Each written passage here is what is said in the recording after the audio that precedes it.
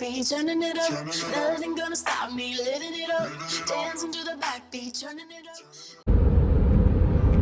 I'd take the long way home if it meant I'd go walking by your door.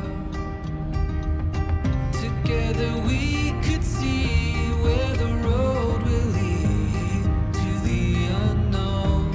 There is no end if you believe.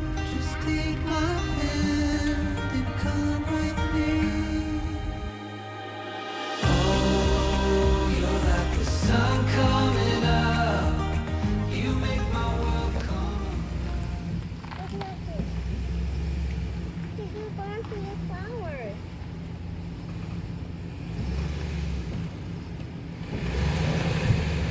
Straight back.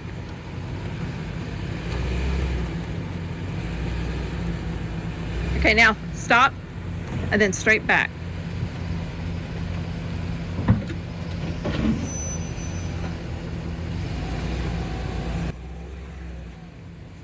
You're angling it. Yes, he's straightened. He's got to straighten his truck.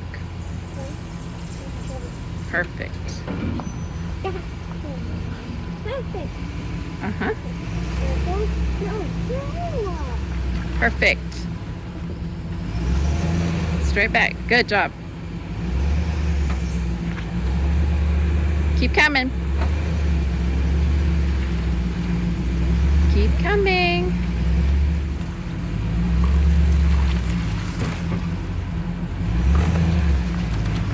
Perfect.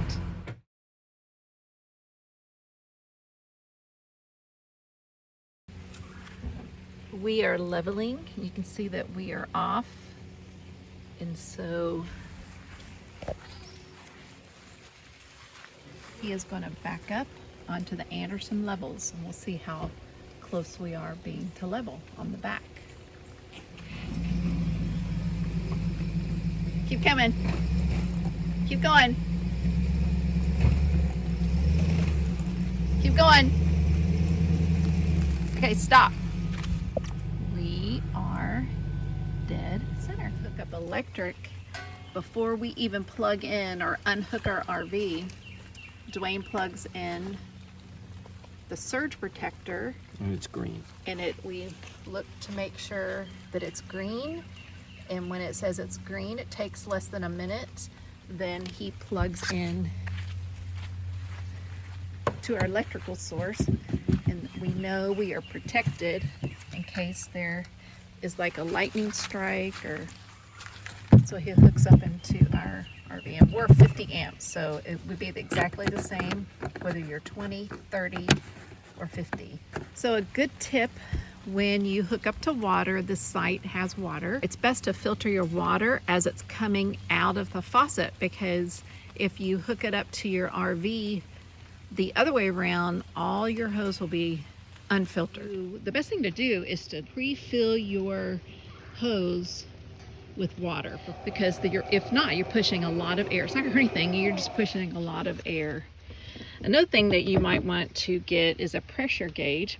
We got this one, we don't like it. So we're gonna get one that you can actually see and actually increase or decrease the pressure. It did not allow us to have much pressure coming out of the inside faucets, so it was too high. So you can get another kind that you can dial to the pressure that you like, and hopefully we're taking a chance, because if you don't have a pressure gauge and the water is too strong, it can blow out your faucets and your hose.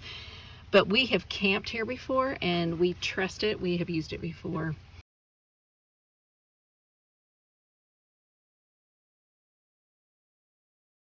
You do not unhook until you've got everything else, like electric, water, everything hooked up in case you have to move your RV.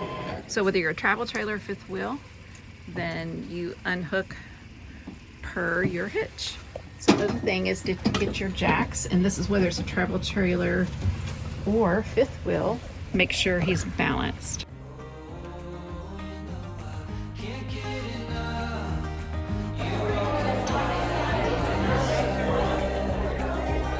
You are my sun.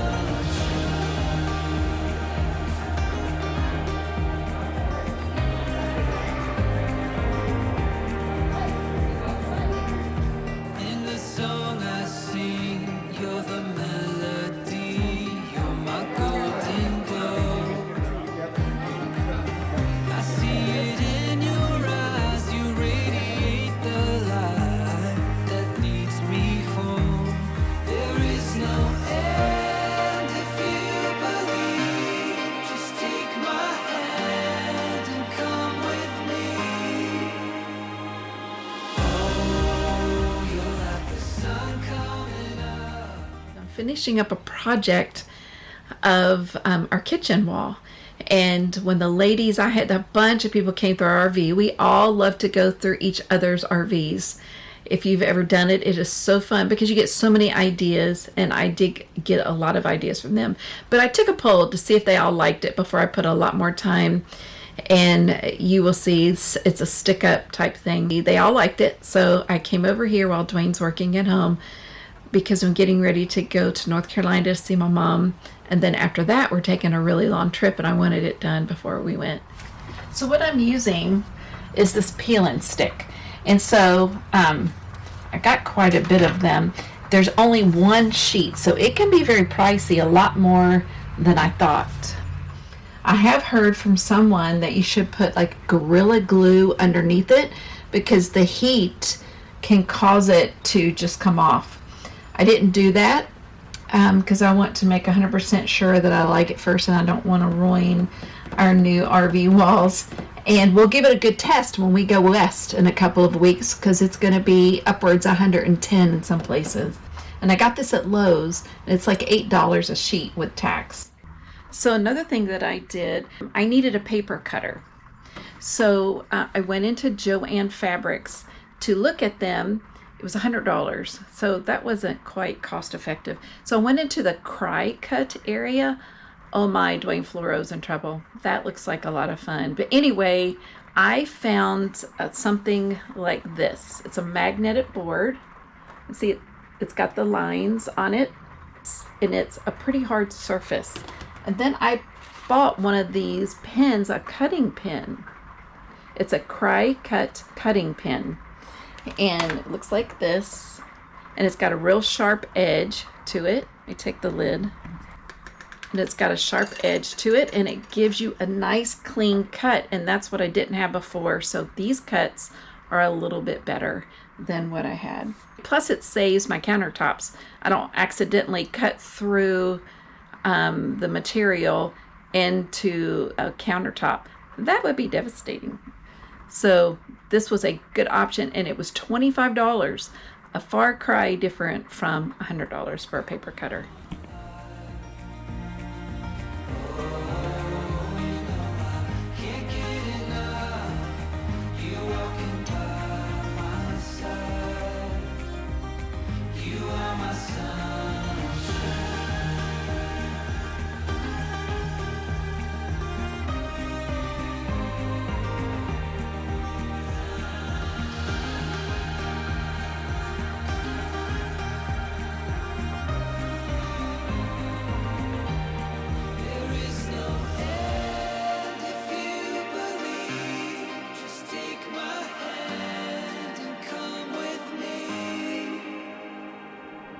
This is our coat rack, and I got the idea from one of the YouTubers.